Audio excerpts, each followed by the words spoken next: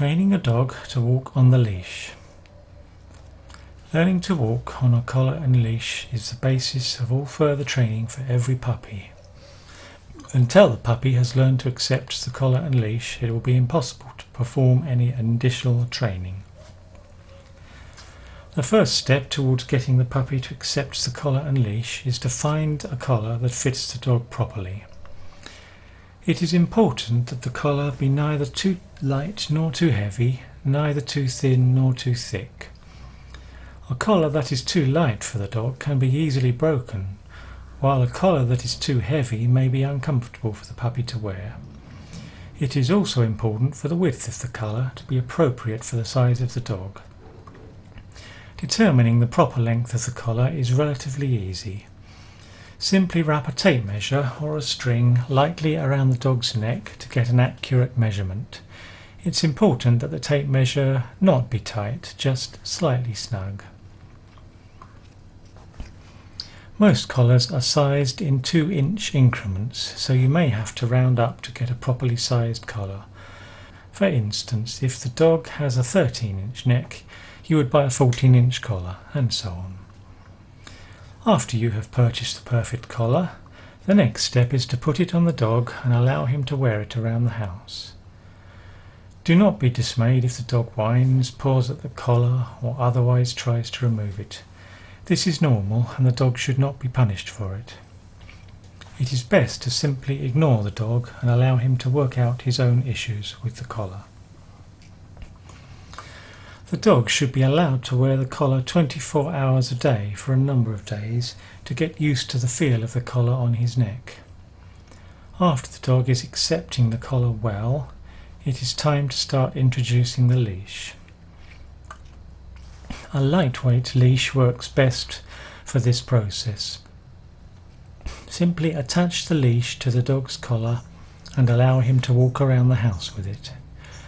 The dog should, of course, be supervised during this process in order to make sure he does not get the leash caught on anything. Getting the leash caught or snagged could frighten the dog and create a leash phobia that will be hard to overcome. In the beginning, the leash should only be attached for a few minutes at a time. It is important to attach the leash at happy times such as playtime, mealtime, etc. It is important for the dog to associate the leash with happy things. When the leash is not attached to the dog, it is a good idea to keep it near the dog's food and water bowls. The dog should be encouraged to investigate the leash and to discover that it is not something to fear.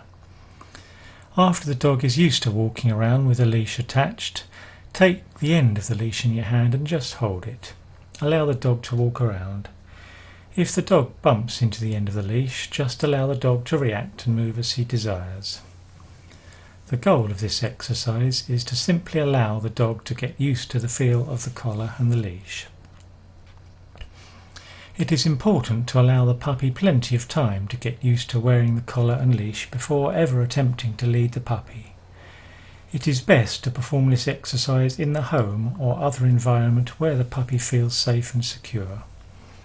After the puppy is comfortable and content walking on the leash in the home, it can slowly be taken outside. It is best to make these outside trips very short at the beginning and to lengthen them slowly over time. Some puppies take to the collar and leash immediately, while others may require some additional time. Problems are letting a dog off the leash too soon.